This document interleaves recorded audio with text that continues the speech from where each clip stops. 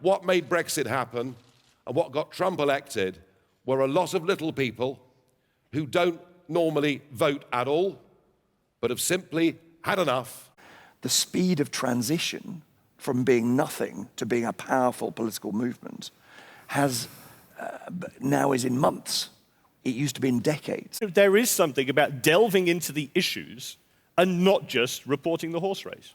It's about clash of system of values. It will become like that very soon. We have no higher task than to hold people to account. My name is Yusuf Omar, and I run the biggest mobile journalism newsroom in the world. I'm here to tell you that the results of the US elections were right under your noses, and you missed it. We're so eager to get a new audience that we start using soundbite journalism, that we don't do proper news stories. Curating selfies isn't journalism. I mean, it's interesting. I'm glad you're doing it. I would die rather than do it. I don't want to watch it either. But it sure isn't journalism. Journalism is finding things out.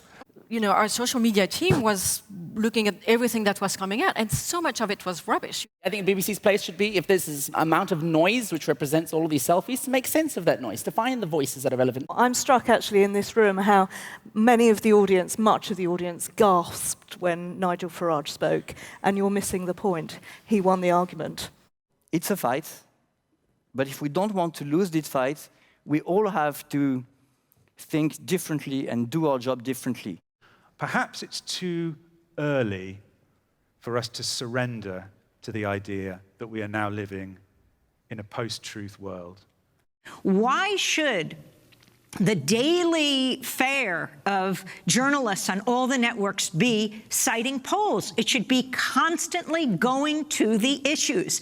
What matters is who gets hurt. And the obligation of a journalist is to serve the public. The obligation of a politician is to serve the public. And the public is not getting served. Someone, somewhere, is feeling the effects of something you have said or done.